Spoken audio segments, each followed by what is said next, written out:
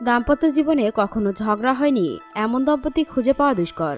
সম্প্রতি স্ত্রীর সঙ্গে ঝগড়া করছিলেন এক ব্যক্তি, আর তারপরেই রাগ করে নিজের 4 সন্তানকে খালে ফেলে দেন তিনি। এই ঘটনার পরপরই 35 বছর বয়সী ওই ব্যক্তিকে গ্রেপ্তার করেছে পুলিশ। ঘটনাটি ঘটেছে উত্তরপ্রদেশে। দর্শক, এ বিষয়ে বিস্তারিত থাকছে প্রতিবেদনে। ভারতীয় একাধিক গণমাধ্যম সূত্রে জানা যায়, স্ত্রীর সঙ্গে ঝগড়া করে 30 ফুট উঁচু ব্রিজ থেকে 4 সন্তানকে ছুঁড়ে মারেন দুষ্পেন্দ্র কুমার। এরপর তার 12 বছর বয়সী মেয়ে তার 2 ভাই বোনকে সাঁতরে পাড়ে নিয়ে আসে, তবে তাদের আরেক সহোদর নিখোঁজ রয়েছে। প্রতিবেদনে জানা যায়, স্ত্রীর সঙ্গে ঝগড়ার পর তাকে 15 কিলোমিটার দূরে বাবার বাড়িতে রেখে যান দুষ্পেন্দ্র। ফেরার পথে সন্তানদের বলেন তাদের মেলায় নিয়ে যাবে, কিন্তু ঘটনাস্থলে গিয়ে তাদের গভীর খালে ফেলে দেন। পরবর্তীতে সাহসিকতার পরিচয় দিয়ে নিজের ভাই বোনদের পাড়ে নিয়ে আসে প্রভা।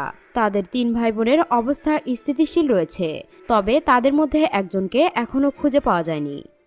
দর্শক, নিজের বাবা হয়ে কিভাবে এমন কাজ করতে পারে, এই বাবার কি শাস্তি হওয়া উচিত, জানতে চাই আপনাদের মূল্যবান মতামত।